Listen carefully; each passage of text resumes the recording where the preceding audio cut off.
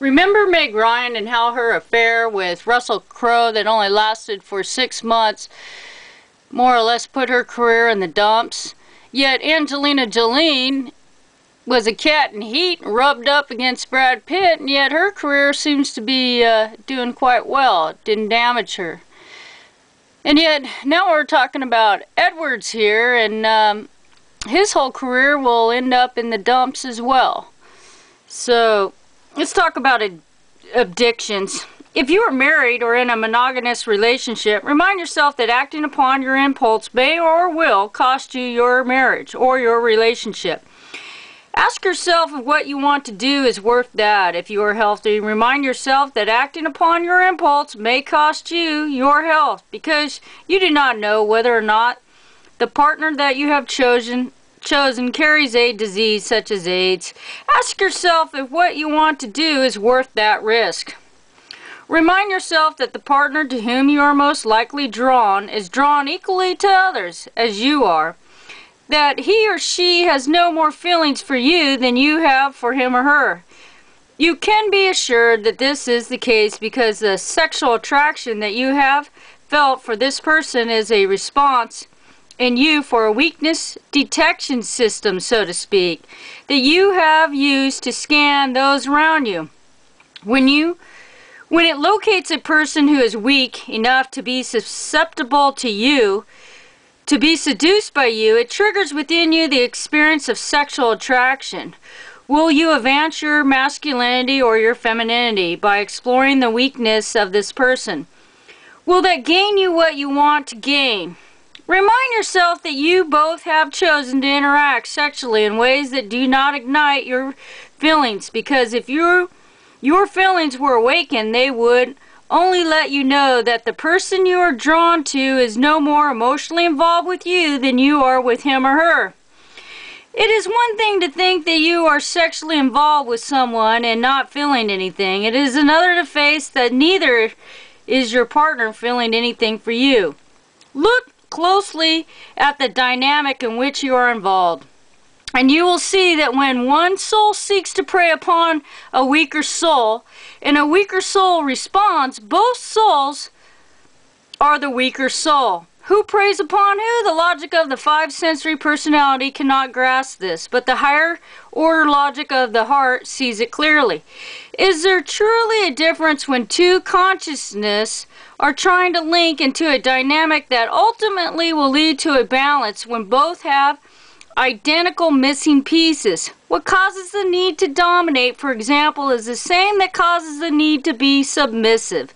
It is merely the choice of which role the soul wishes to play in working out the identical struggle. Enter into your own fear, into your own sense of wanting a drink or sex with a different partner. Ask yourself to seriously review all the times in your life that you thought you would gain so much from that and face what you gained. Hold on to the thought that you create your experiences. Your fear comes from the realization that a part of you is creating a reality that it wants, whether you want it or not, and that the feeling that you are powerless to prevent it. But that is not so. This is critical to understand. Your addiction is not stronger than you. It is not stronger than who you want to be. Though it may feel that way, it can only win if you let it. Like any weakness, it is not stronger than the soul or the force of will. Its strength only indicates the amount of effort that needs to be applied toward the transition, toward making yourself whole in the area of your life. Recognize that what you are doing when you fear that you will be tempted and that you will not be able to resist the temptation is creating a situation that will give you permission to act irresponsibly. It is possible to create a test that you cannot pass. Yes, the experience of wanting to be tempted in order to test yourself is the act of creating an opportunity to act irresponsibly. To say to yourself, I knew I couldn't do it anyway, and give in to your addiction. The heart of making a temptation that is greater than you can resist is that you do not wish to be held responsible for your choice. The greater the desire of your soul to heal your addiction, the greater will be the cost of keeping it. If you, your soul, have chosen to heal an addiction now, you will find that the decision to maintain your addiction will cost you the things that you hold most dear. If that is your wife or your husband, your marriage will be placed in the balance against your addiction. If that is your career will be placed in the balance. This is not the doing of a cruel universe or a malicious God. It is a compassionate response to your desire to heal, to become whole. It is the compassionate universe saying to you that your inadequacies are so deep that the only thing that will stop you will be something of equal or greater value in opposition to your inadequacies. This is the same dynamic that is expressed in terms of space and time and matter by the second law of motion, a change in the momentum, mass, direction of movement, and speed of a body in motion is directly proportional to the force affecting the body in motion. It takes place in the direction that the force is acting. By the magnitude, the cost of your addiction, you can measure the importance of healing it to your soul and the strength of your own inner intention to do that. Try to realize, and truly realize, that what stands between you and a different life are matters of responsible choice.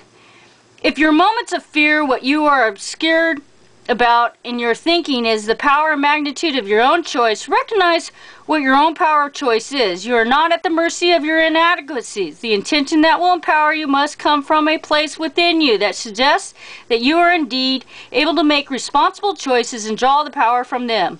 That you can make choices that empower you and not disempower you. That you are capable of acts of wholeness.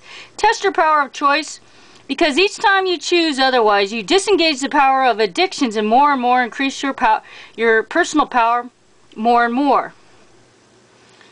As you work through your weaknesses and you feel levels of addictive attraction, ask yourself the critical questions of the Spirit. If by following those impulses, do you increase your level of enlightenment? Does it bring you power of the genuine sort? Will it make you more loving? Will it make you more whole? Ask yourself these questions. This is the way out of an addiction. Walk yourself through your reality step by step. Make yourself aware of the consequences of your decisions and choose accordingly. When you feel in yourself the addictive attraction of sex or alcohol or drugs or anything else, remember these words.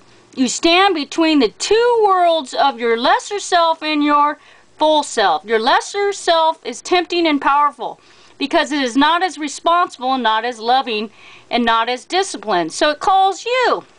The other part of you is whole and more responsible and more caring and more empowered. But it demands of you the way of the enlightened spirit, conscious life. Conscious life, the other choice is unconscious permission to act without consciousness. It is tempting.